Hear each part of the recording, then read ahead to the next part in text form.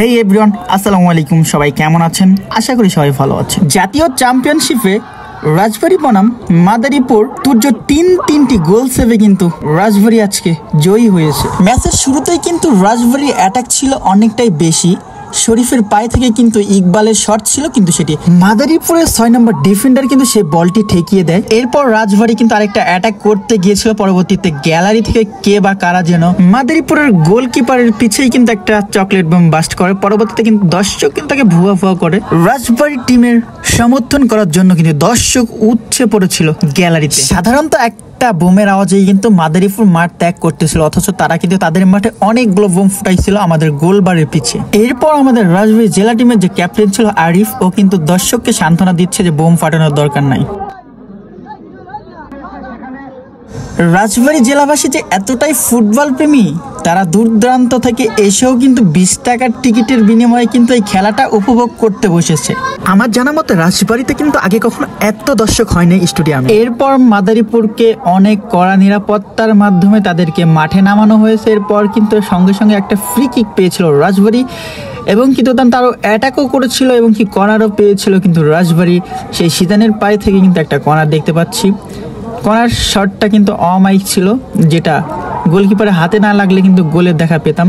মাদারীপুরের পায়ে থেকে কিন্তু অনেকগুলো অ্যাটাক দেখতে পেয়েছিলাম। ম্যাচের লাস্ট 10 থেকে 12 মিনিটের মাথায় কিন্তু গোলকিপার চেঞ্জ করে তুর্যকে নামায়। তুর্য নেমেই কিন্তু 2-3টা অ্যাটাক খেয়েছিল। পরবর্তীতে কিন্তু ম্যাচটি পেনাল্টিতে গড়ায়। রাজবাড়ী জেলার হয়ে প্রথম পেনাল্টি শট করতে আসেন মোহাম্মদ শরীফ। শরীফের পায়ে থেকে আমরা কি গোল দেখতে পারবো?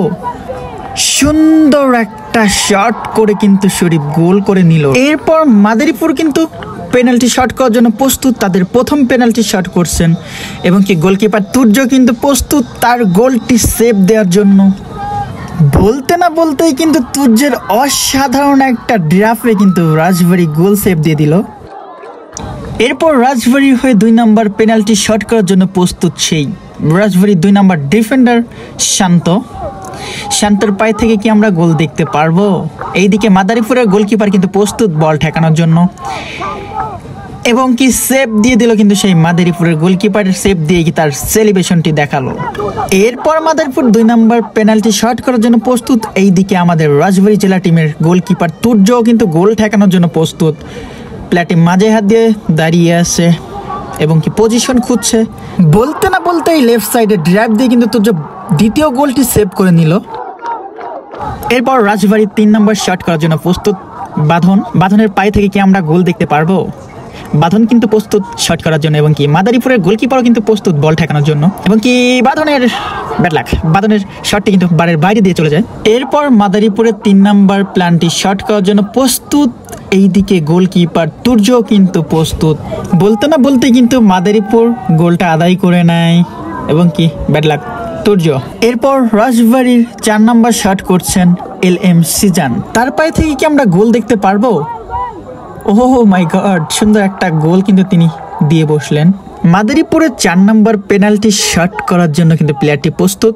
দেখা যাক তুর্য সেভ দিতে পারবে কি, এবং কি মাদারীপুর গোল দিয়ে বসলো। এরপর রাজবাড়ির হয়ে 5 নম্বর পেনাল্টি শট করছেন আরিফ, যিনি দলের অধিনায়ক। তার পায়ে থেকে কিন্তু আমরা গোল দেখতে পেলে কিন্তু রাজবাড়ি কিন্তু জেতার একটা চান্স থাকে। তার পায়ে থেকে কিন্তু আমরা অসাধারণ একটা গোল দেখতে পারি, এবং তার সেলিব্রেশনটাও দেখতে পেলাম।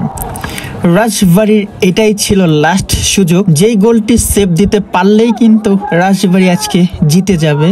তো তুর্য কিন্তু প্রস্তুত, এইদিকে মাদারীপুরের প্লেয়ারটাও কিন্তু পেনাল্টি শট করার জন্য প্রস্তুত। দেখা যাক কি হয়। রাইট সাইডে কিন্তু ড্রাপ দিয়ে তুর্য দুর্দান্ত একটা গোল সেভ দিয়ে কিন্তু আজকের ম্যাচ জেতার নায়ক হয়ে যায় তুর্য, যিনি আজকে 3টি গোল সেভ করেছেন, এবং কি ম্যাচের আনন্দ উপভোগ করতে দর্শক কিন্তু মাঠে নেমে গিয়েছিল। এবং কি এইদিকে আমাদের এটার লাস্ট মুহূর্তে কিন্তু আমাদের এক নারু কাকা ছিল, যিনি দর্শককে বিনোদন এবং কি আনন্দ উপহার দিয়েছিলেন তার নাচের মাধ্যমে।